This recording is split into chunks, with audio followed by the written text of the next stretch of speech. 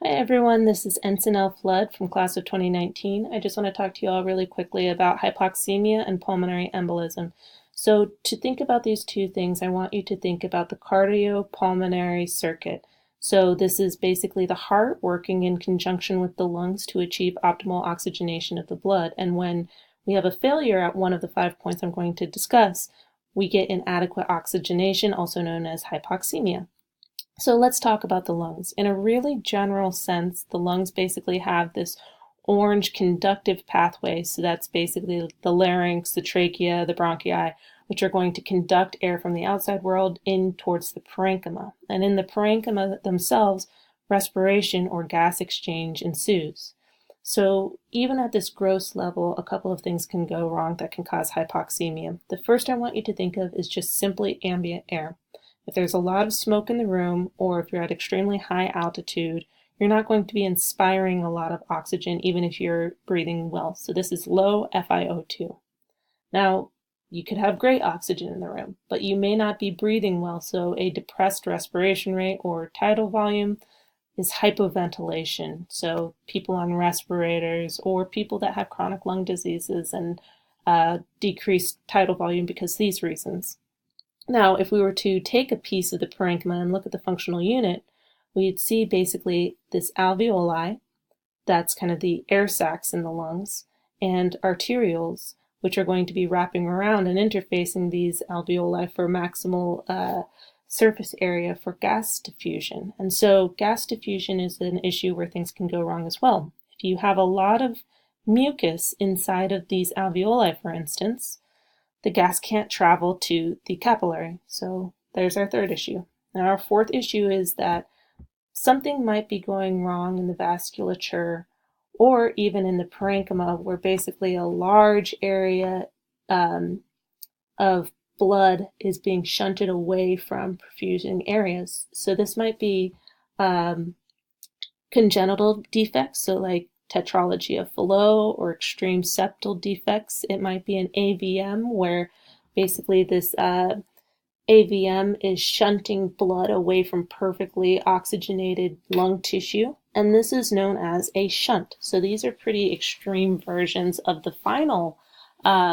issue, which is a VQ mismatch. And I want to talk about VQ mismatches in particular today because this is really how a pulmonary embolism starts. So let's go into a little bit of this through a VQ scan. So here you have a scan where basically there's radio-labeled air and we're tracing perfusion in the lungs. So here you have the ventilation scan, right? The right and the left lung, and it looks like air is really getting in. There are these nice gray lungs. However, look at this left side with the perfusion scan. Perfusion is blocked. You can see the left is doing great, but the entire lung for the right side is not being perfused by blood. So something is blocking blood flow, and that's our embolus. So what do these patients look like? Well, the patients that get PEs are typically the coagulopathic Virchow's triad type. So what I mean by coagulopathic might be a malignancy, it might be a pregnancy, which are coagulopathic in and of themselves, or it might be something that's a little bit more overt, like a hematological issue. They have hemostasis, so they sit around a whole lot. Think about long trips. They have vascular injury, whether it be surgery or perhaps a little bit more subtle with chronic hypertension. The signs and the symptoms they have, they're going to be complaining about pleuritic chest pain, so that pain upon inspiration. They're going to have a lot of dyspnea. They might have hemoptysis. This isn't going to be reproducible on palpation. This is inside of the lung. So in terms of their history, they're going to be having underlying DVTs if they're part of that Virchow triad. So that means they might have a single swollen and warm leg, but also look for scenarios of recently postpartum and long bone break, because these might cause amnion fluid or fat to serve as emboli as well. So how do we diagnose this? Well, I went on and on about the VQ scan, and I apologize because the primary way that we actually diagnose people with PE is through a spiral CT. So you can see up at the top a couple of different spiral CTs. This first one has the nice arrow sign, which points to the clot directly lodging into the pulmonary artery. So it's a pretty severe embolism. The second one's also pretty severe because you can see the wedge-shaped infarct right here. So again, these lungs are not being perfused regardless of how well they're being ventilated. So when do we use a VQ scan? Well, we use a VQ scan for people who shouldn't be receiving a lot of radiation, like pregnant women, or the contrast required for a spiral scan, so people with renal disease. Now, you may have heard a lot about D-dimer, but potentially it's useful, but only really for low-risk patients because the specificity isn't that great. The sensitivity is. So again, if you have a very high risk, just go with the spiral CT. If they're pregnant or have a renal disease, that's when you want to think VQ.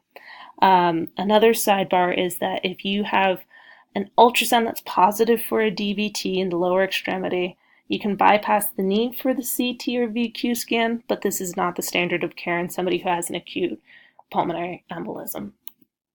So let's talk about treatment. So if you have a high suspicion of index for PE, there are a number of resources that argue you should actually just treat them right off the bat with low molecular weight heparin, but I've kind of asterisked this because this is barring any sort of contraindication to anticoagulation, which we'll talk about in a second. After you do this, you want to diagnose them to confirm, so give them a CT scan or potentially a VQ scan for the reasons we discussed. And if they're stable, meaning hemodynamically stable, not hypotensive or shocky, then we want to give them that low molecular weight heparin for sure now. We follow that up in 6 months with a novel oral anticoagulant like apixaban or warfarin. But, as I mentioned, there might be some contraindications for anticoagulant therapy. So this would be if these patients had a history of GI or CNS bleeds. So if they had a hemorrhagic stroke or melena, or if they've tried a bunch of anticoagulants but they're still getting these recurrent clots, that's when you want to go with an IVC filter. But for all newcomers that don't have these contraindications that are stable, give them the low molecular weight heparin and then move on to your apixaban or warfarin. Now, it most likely won't be asked, but it's good to know that sometimes these patients will come in hypotensively unstable, so they'll be in a shock-like state, and this is when you want to give TPA. So don't give TPA to the person who can tell you their signs and symptoms and have a normal looking blood pressure. TPA is the big gun. More often than not, we really want to go for that low molecular weight heparin unless there's really a reason otherwise. So, in summary, we talked about 5 causes of hypoxemia, right? The low FiO2, so that ambient oxygen is low. Poor hypoventilation, so a decreased tidal volume respiration rate. Poor diffusion, so like mucus plugs. Poor VQ mismatch, so that's our PE. Or a shunt, which we talked about, sort of that large-scale tetralogy of Fallot type picture. So the patients that have PE oftentimes will have that Virchow's triad of vascular injury, hypocoagulation, and hemostasis.